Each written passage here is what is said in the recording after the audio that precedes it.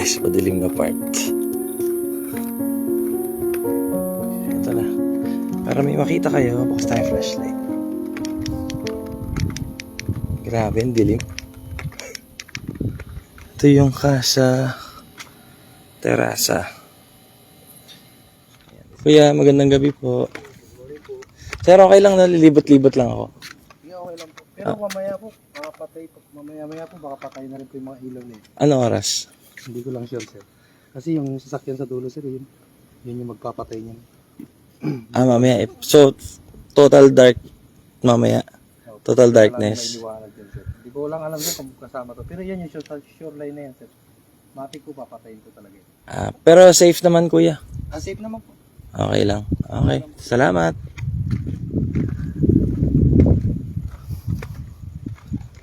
Dinig niyo ba ako, guys? Dinig ba yung audio?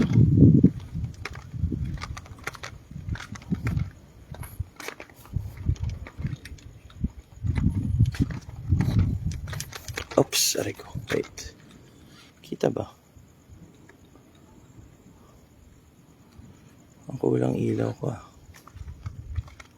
Nakasan ko. Uy, may tumatawa. Uy, may tumatawa. Uy, may tumatawa.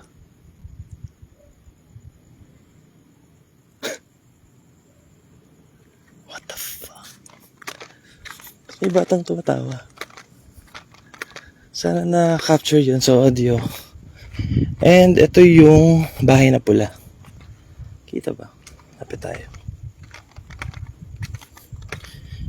Ito bahay na pula. Pero hindi ito yung bahay na pula sa ano.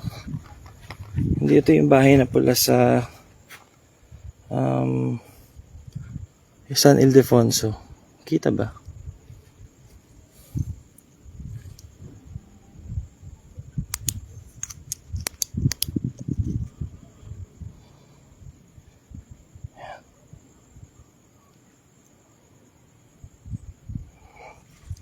Hindi daw kasi pwedeng pumasok. Sobrang dilim pala.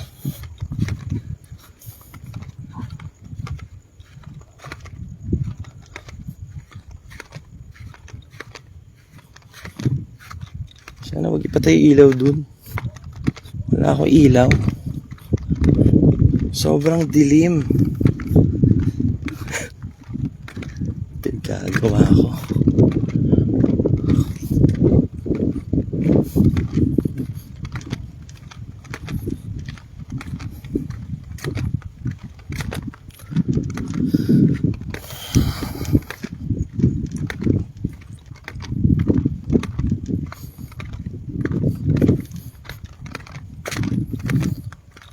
So ito dito yung breakfast every morning. Yung building na yan. Diyan ang breakfast every morning. Sino yung mga nanonood? Comment naman kayo guys para alam ko lang kung sino mga nanonood. So ito bridge to. Papunta sa kabilang side. Anak ng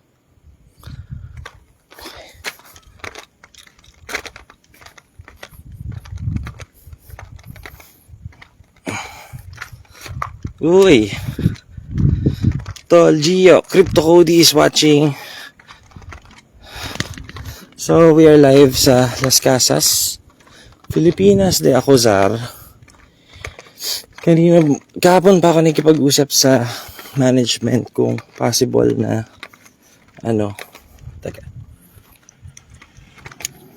kung possible na na makapasok sa isang bahay dito kasi lahat ng bahay dito mga ni-restore galing sa mga kung saang lugar, sa mga old houses talaga to. Hirap makita, sobrang dilim. Kahit eto ang Casa Lubao. Nakalimutan ko na rin yung EMF ko. Sana kahit pala EMF nagdala ako, pero okay lang, sige. Exploration lang. Exploration lang tayo. Wait. Okay. Yan. Hindi daw pwede kasing umakyat. Bawal siya, pero dito meron daw mga ano dito, parang paparamdam sa sa taas. Game room yung loob niyan, yung baba. Pero nakabukas naman yung ilaw sa taas, oh. Bukas naman siya.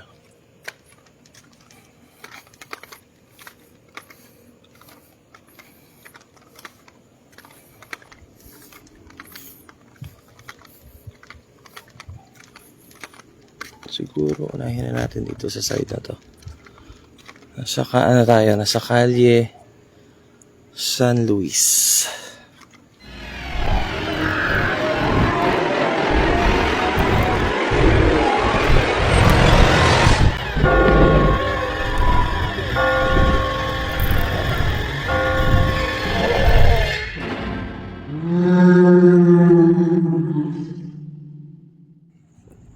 Alright. So ulitin natin, we are here in Las Casas, Filipinas de Acozar, in Bagac, Bataan. Ito yung Casa Lubao, original pa daw yan, yung structure na yan. Yan, inuulit ko lang yung sinabi ko guys, para sa video. So. Pahinga na po kayo sir, madaling araw na po. Pa? Pahinga na po kayo, madaling araw na po, alas 2 na po. Takot din yung bangge. Alam ko tao dito. Sige sir. Tulong ko lang itong part na to sir, tsaka yung kabila, tapos balik na ako ha. Salamat sir. Pero at least, ayan. Ayan yung second floor niya. May ilaw naman.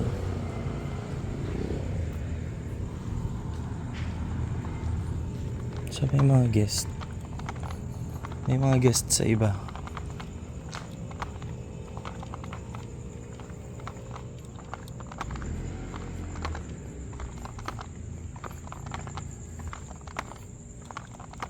Ito fountain.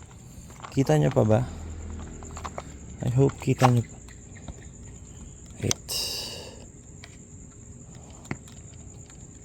Okay. I hope nakikita nyo ha.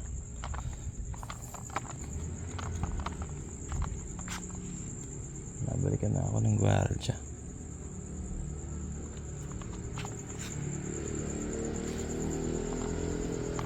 Sige, dito tayo sa kabila. Nabalikan ako ng gwardiya. Ayun, pinabantayan niya ako. Ito yung resto nila.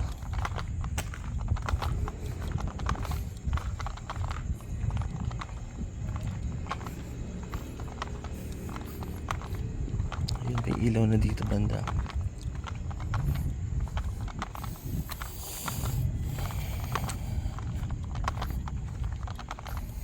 Ito, tram.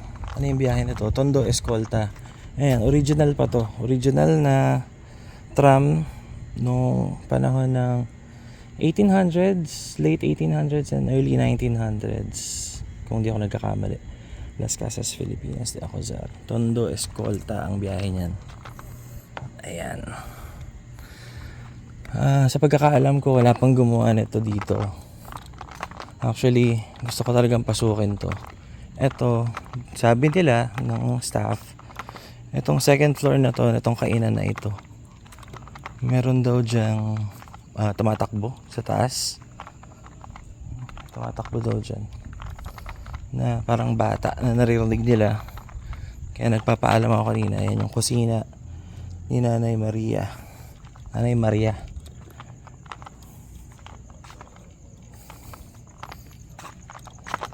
Yung ginagawa pa yun. Yung ginagawa pa. Nire-rebuild nila. Baka daw matakot yung mga guest. Yung mga guest kasi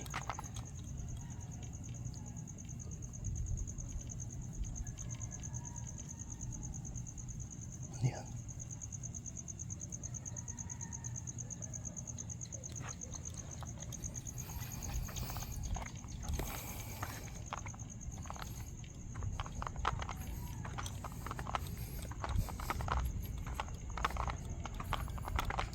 But I don't think tatakot sa akin yung mga guest kasi may flashlight naman ako eh. Ayan. Kita nyo ba? Ito hindi ko alam kung pinapa-check-in to eh. Pero yun, sa dulo na yun, dyan nakatira yung mga staff.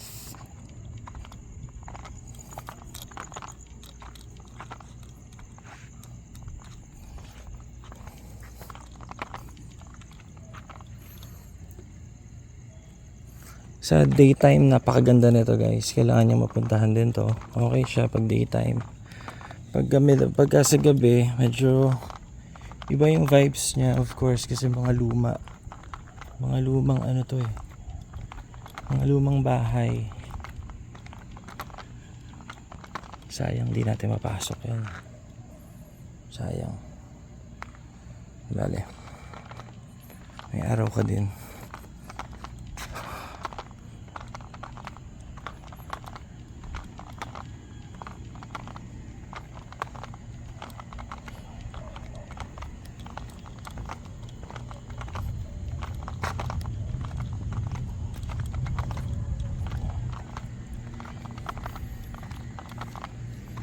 Occupied. Ito may naka-check-in dito.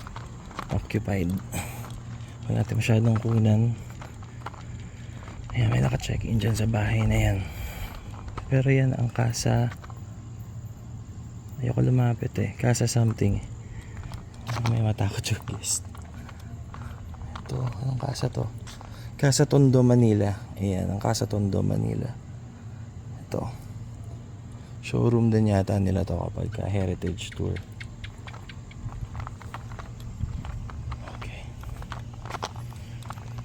Dito naman sa side na ito, so walking tour lang tayo guys ha. Hindi tayo makapag-investigate talaga. Ito naman ang pika-pika area nila.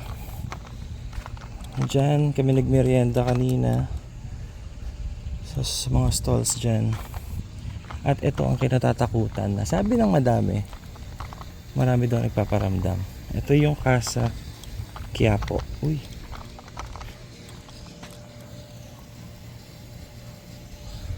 ito yung Casa Quiapo. Yan, Casa Quiapo, Manila.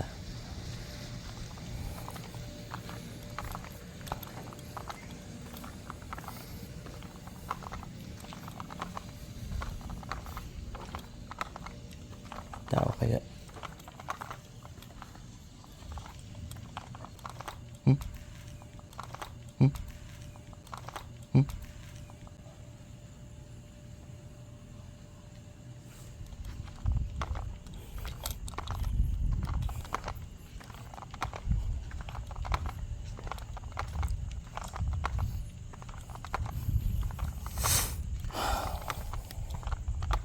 Ito Casa. Punta tayo ng Casa Binyan. Ay hindi, wait. Ano ba to? Hindi ko alam kung anong casa yun eh. Dito kasi pwede pumasok eh. Parang may sumusunod sa likod mo. Ganun yung feeling. Pero carry naman. Anong casa to? Dito yung mga actors eh. Parang dito yung mga actors eh. Parang dito yung mga actors eh. Parang uy, ano yun? Don't play with me. Oh, storage area. Baka may tao dyan, baka may staff. Ito, this is Casa Binyan.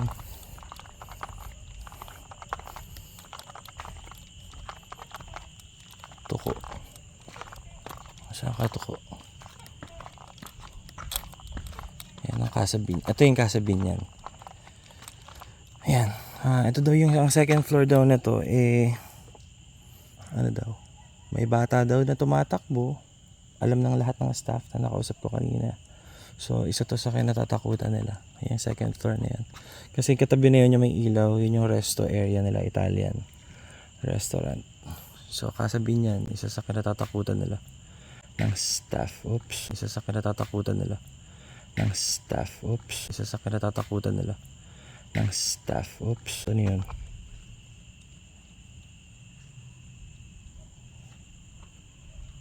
Okay. Si Jose Rizal. Actually, yan lang naman siya. Meron pang kaso malayo na masyado yung sa ibang parte, pero ayoko naman magpunta dun, simbahan. Kasi syempre simbahan yun, ayun. Simbahan yung area na iniilawan ko. Ayoko naman magpunta ron kasi simbahan yun, very disrespectful naman. Ito parang batis.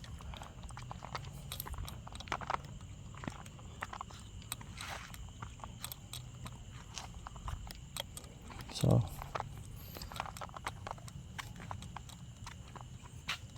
yun lang naman siya. Kung may magpapakita dito, sana meron. Tingnan natin kung makaka-capture natin. Hopefully, dami insekto.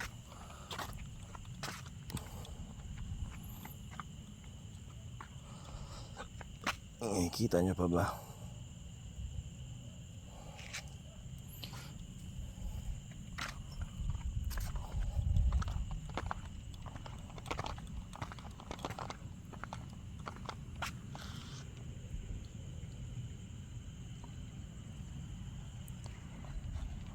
Ayun yung motor. Sinusundo na ako. Kailangan ko nang bumalik.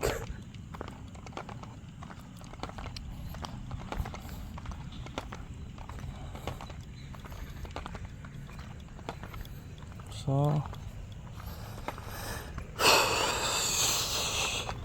sabi naman ng ibang staff, kahit yung mga guard, wala naman daw nakikita. Sa tagal daw nila nagtatrabaho dito.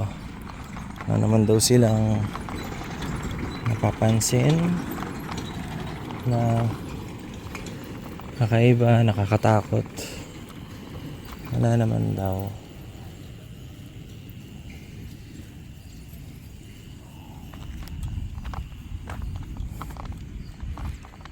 So I think hanggang dyan lang tayo kasi bawal nating pasukin yan eh. Pinagbabawal nila. Ay, bet syempre yung reputation ng mismong resort ang nakasalalay dito. So at least naipakita ko sa inyo yung mga lumang bahay.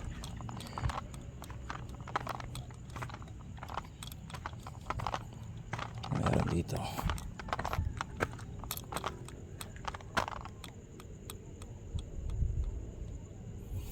Ayun yung parang ano nila, tubig-tubig.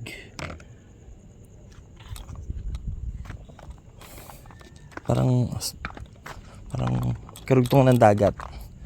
Kasi nakikita nyo yung beach doon kanina saan ako nag-yosi. That's the West Philippine Sea na.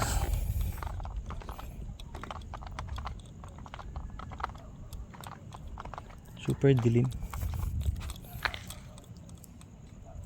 Nakamiss din yung ganito. Hindi kasi ako pwede mag-investigate, so hanggang ganito lang ang magagawa ako for now. Although marami pa ako nakatagong investigation ko na hindi ko pa nailalabas kasi hindi pa ako makapag-edit.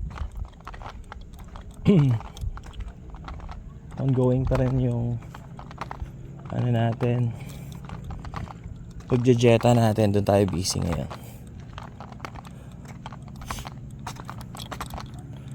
Kahit ito sa ano, papasok man po, laki oh, diba? Laki ng loob oh. Tsaka may mga naka-display sa loob.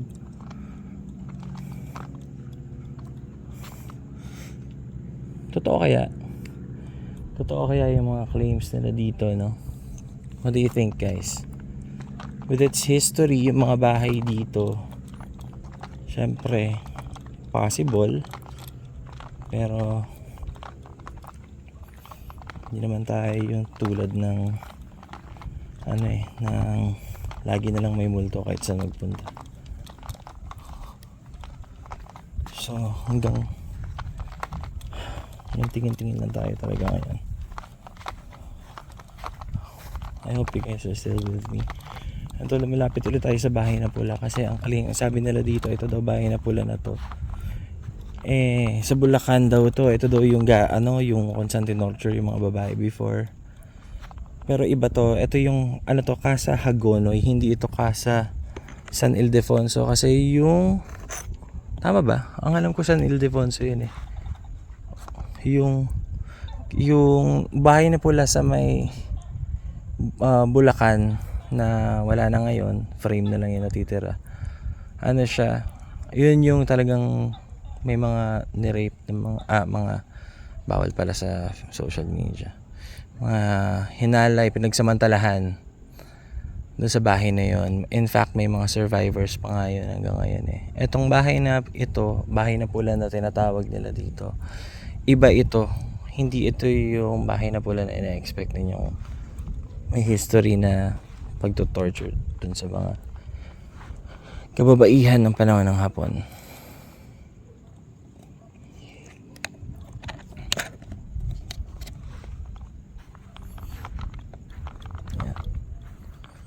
Sabihin niya, baka may makita kayo na hindi ko nakikita. Kami naglalakad. Anybody there? Okay. Ito kasi hindi natin pwedeng pasukin yung area na yun. Marami pa sana dun. Patay na yung mga poste dito. Hindi pwede pasukin yan, yung area na yan. Yan, kasi ano yan, mga VIP na naka-check-in. So bawal yan. Bawal nating puntahan yan. Yan o. Hindi ko pwedeng lapitan eh. Baka sabihin magdanakaw ako or what. Ito ang ganda na itong bahay na to eh. Casa Ladrino. Ayan, ito yung dinaanan natin kanina. Ganda, no?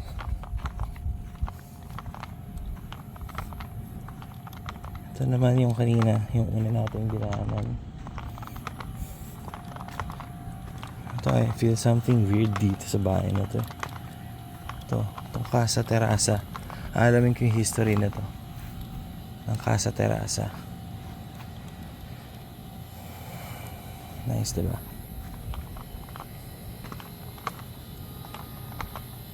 So, nandito na tayo sa kalsada. Ito na yung mga hotel. Dito yon, kaso pinatay na yung ilaw. Pinapatulog na tayo ng gwardiya.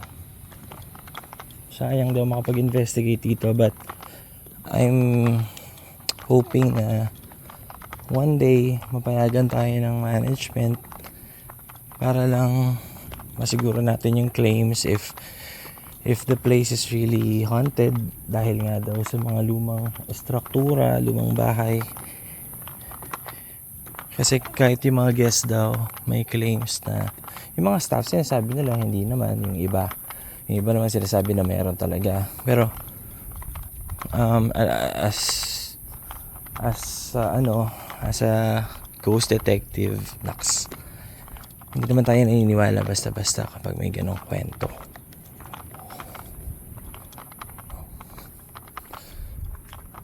Hindi tayo maniniwala sa mga ganon basta-basta. Ang tawag ba sa beach? Ayan, West Philippine Sea na yan.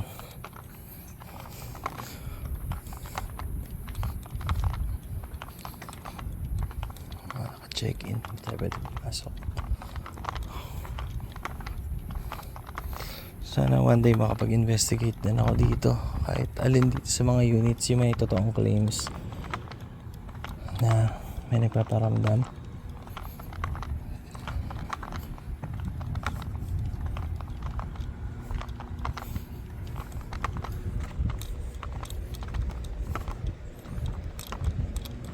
Tao ba dito?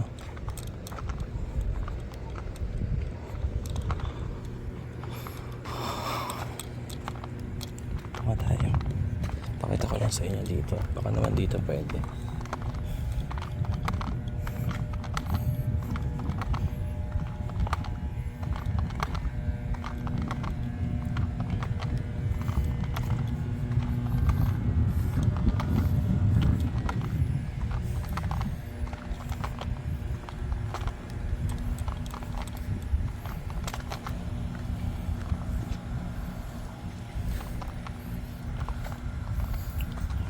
ito na.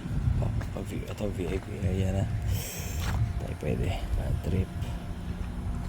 Tayo pwede dyan. Yari tayo. Basta. Ayun.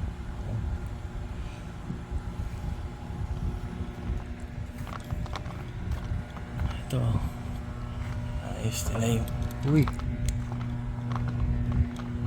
Ayos nila yung unit.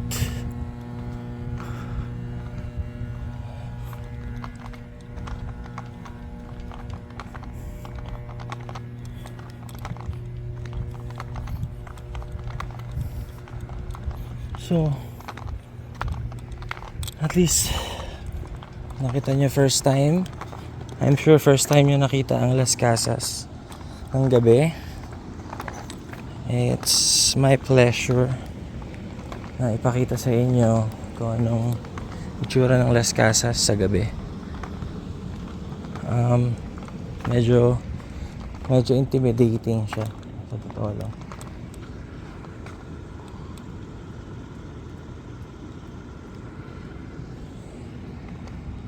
Yun yung feeling, parang may naglalakad sa likod mo, parang may sumusunod sa'yo. And hindi ako magtatapang-tapangan na sabihin ko hindi ako kinakabahan. Kasi honestly, medyo nakakakaba siya. Ito, pakita ko lang sa'yo. May mga unit.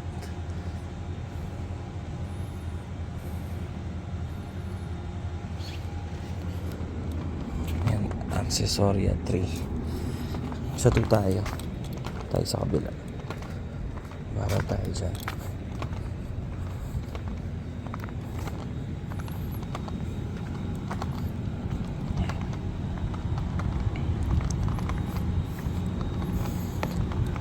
I hope marami pa rin nag-aabang sa paglabas ko ng mga bagong investigations. Sana excited pa rin kayo manood ng mga investigations ko. Sobrang dami na ng mga nagko-content ngayon ng paranormal.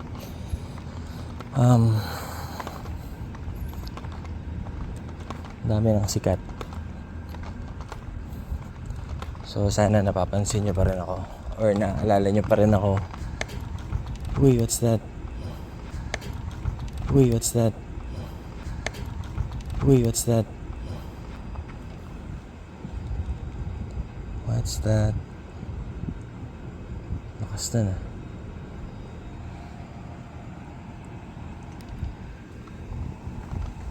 Makikita nyo yung building.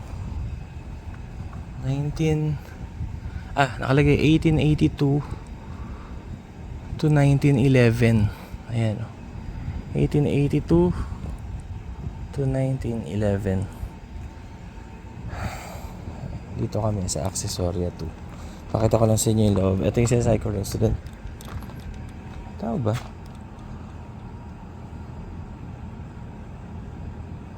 Nakasong ko malabog na yan ah. Ito yung may Resident Evil feels. Oh, diba?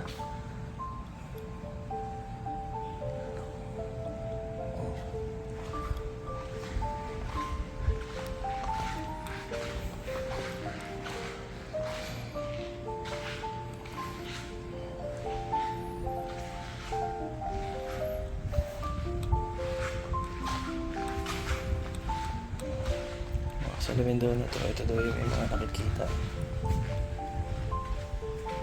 Salamin daw.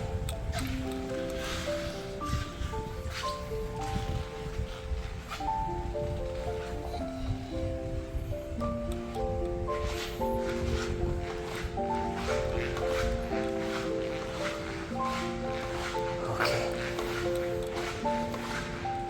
So, dyan tayo nagtatapos. Yung mga pwede nating napuntahan, maraming bawal, pero at least nakita nyo, and I hope na enjoy nyo kahit papaano. So bago natin ipatay, dadaling ko kayo hanggang sa room. Ipakita ko sa inyo yung room, pero yosi break muna ako. Thank you guys for watching.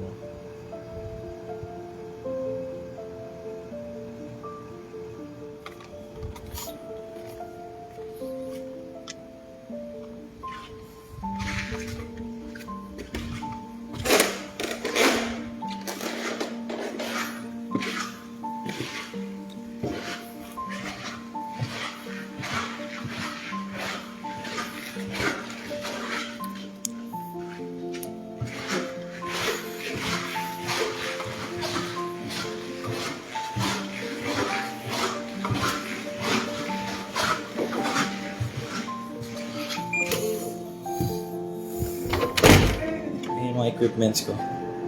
Naka-ready yan anytime. So, that's it for our walkthrough.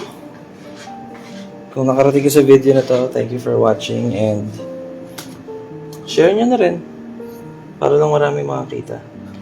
Kung di naman, okay lang din. Sorry sa itsura ko, medyo haggard na. Thank you so much. Peace. Good night. From Las Casas, Filipinas de ako, sir. Peace out.